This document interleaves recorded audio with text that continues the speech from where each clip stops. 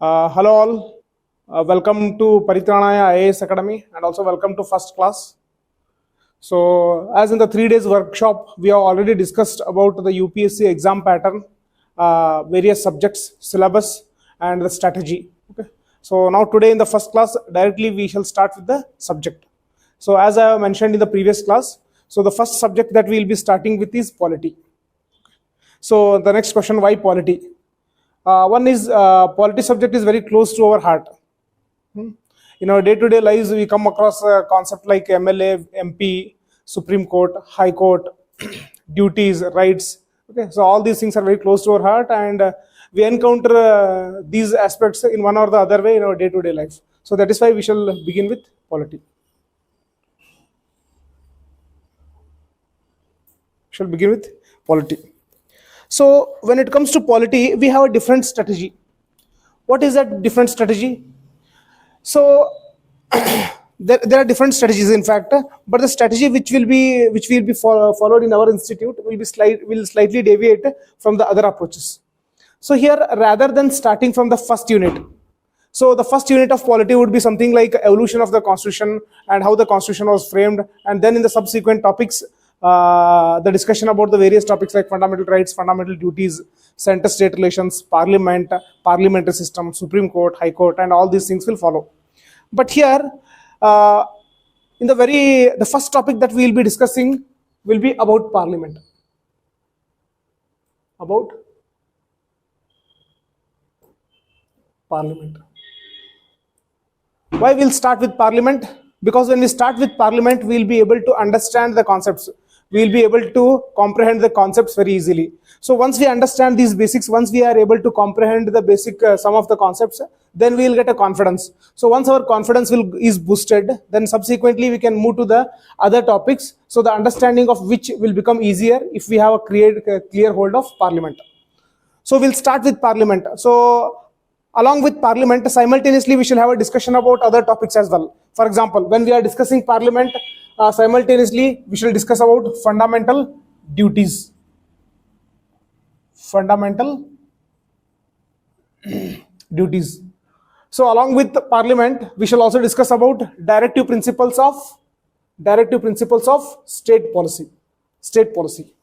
So when we are discussing parliament, along with parliament, we shall also come across concepts like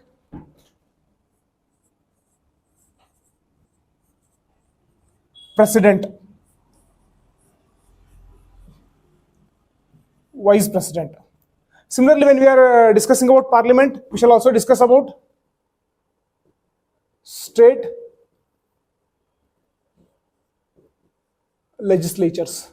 So why we need to discuss about state legislatures? Because what role parliament plays at the center, similar kind of role is played by the state legislatures at the state level. So when we understand about the parliament, similarly the understanding of state legislatures will become easier. So all these things we shall take parallelly.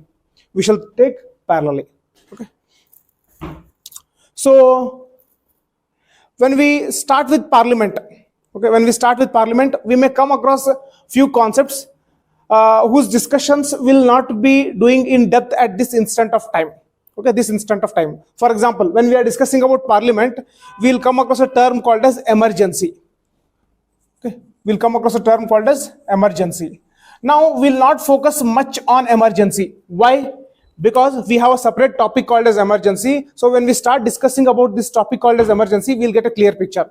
So while discussing parliament, whenever we come across a word called as emergency, we'll ignore that word. For time being, we shall just understand that there exists a system in India called as emergency, but what exactly is that emergency, how it works and all, those things will be, the discussion of those things will be postponed to sometime in the future. Okay, sometime in the future. So I just gave an example of an emergency. Similarly, we'll encounter many such concepts or many such words whose meaning we will not be knowing, whose conceptual clarity will not be holding presently, but gradually as and when we proceed to those topics, we'll get a clear hold of those topics. Okay, so this is about the overall picture about how we are going to proceed with respect to the polity subject. So without wasting much time, okay, we shall directly get into this topic of parliament. Now, most of us as a beginner, we will be confused as to why do we have different kind of systems. different kind of systems in the sense, why do we have one government at the center whom we call it as central government and another government at the state whom we call it as state government? So why do we require two separate governments? Can anyone of you tell me? Okay.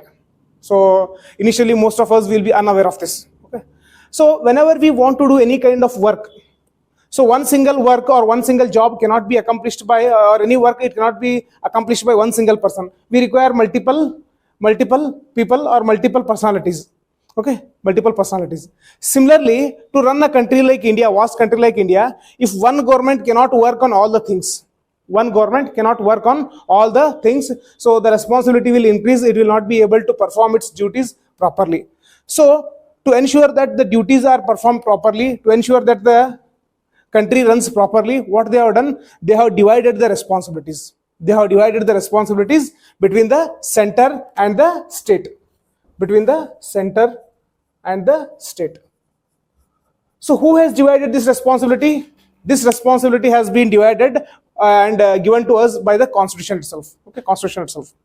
So in our Constitution, as we have seen, there are various articles. So it starts from article number 1 to somewhere around 390 plus articles. 390 plus articles. So this is what we call our Constitution. Our Constitution consists of multiple articles.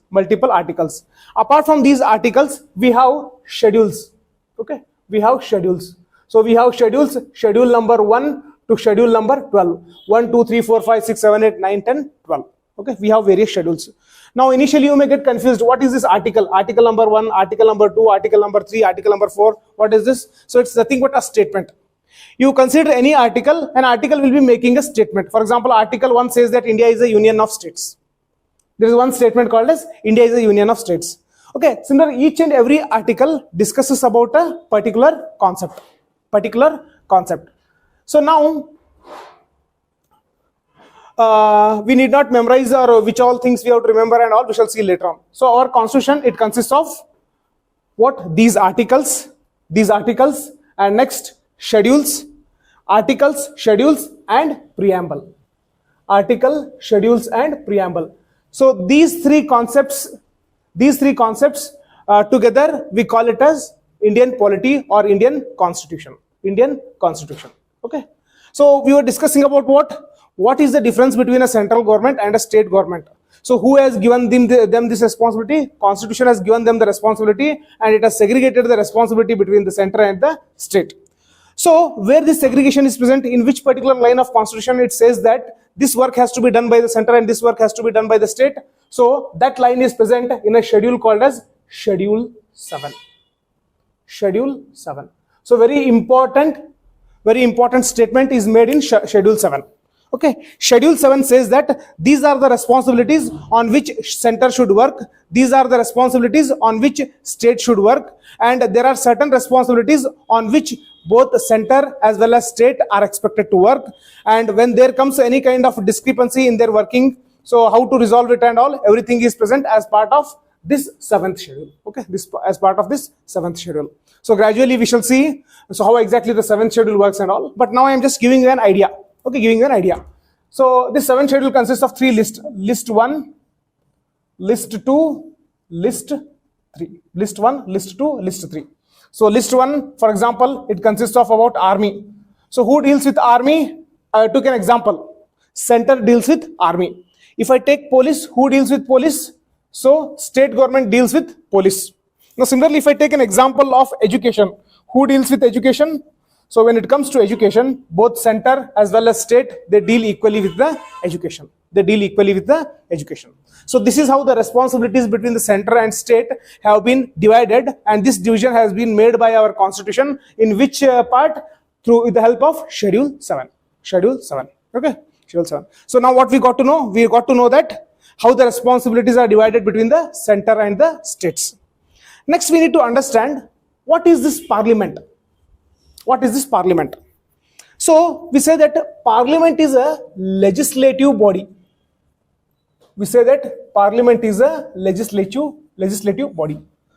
Now initially we are confused as to what is legislative, what is legislation. So legislation is nothing but a law. Legislation is nothing but a law. So what is a law? Law is a set of rules. So there are many laws in this country. So there are many legislations in this country. Okay, many legislations in this country. For example, there are many laws. A law related to agriculture, a law related to marriage, a law related to education, a law related to terrorism. For every aspect, we have a law. So let us consider as an example of marriage. Okay. So now let us assume there is a marriage law. So generally, when there is a law, it will have an act behind it. So act and law, both of them are same. So whether we call it as marriage law or marriage act, both of them are same. Both of them are same. Okay. So this marriage law says that men should have crossed 21 years, women should have crossed 18 years to get married. Okay. So this law, this act says that men should have crossed 21 years, women should have crossed 18 years. So now, similarly, apart from these two statements, there will be many statements which will be grouped together, and they'll be grouped under the law called as marriage law or marriage act. So who has brought this law? This law has been brought by our parliament. This law has been brought our parliament. So how they bring the law? So there are certain procedures involved. Like any law that has to be brought, it has to be passed by the Lok Sabha, it has to be passed by the Rajya Sabha, and then it has to receive the signature of the president. So what exactly is passing of law by the Lok Sabha? What exactly is passing of a law by the Rajya Sabha? And what is president's assent? And all those things we shall have a discussion in the subsequent classes. But we need to know now that parliament is a law-making body. Okay, parliament is a law-making body. Next question that we need to ask ourselves is, what is parliament, or what does the parliament consist of? Okay, what does parliament consist of? So parliament at the superficial level, it consists of three entities. So one is, it consists of Lok Sabha. The other, it consists of Rajya Sabha. And the third one is president. Okay, third one is president. So Lok Sabha plus Rajya Sabha plus president, all these three entities together, we call it as parliament. All these three entities together, we call it as parliament. So in this whole topic, what we will be discussing is, we will be discussing about the Lok Sabha. Okay, so what is Lok Sabha? How many members are there as part of the Lok Sabha? What are the powers of Lok Sabha? Okay, how are the members elected? How are the members of Lok Sabha elected? So we'll be looking into all these aspects. Similarly, we'll also be looking into the aspects of Rajya Sabha. Okay, Rajya Sabha. After that, we'll be looking into the concept related to president. Okay, so once we have completed with the discussion of Lok Sabha, discussion of Rajya Sabha, and discussion of president, then we'll get a clear picture of what exactly is parliament and how it functions.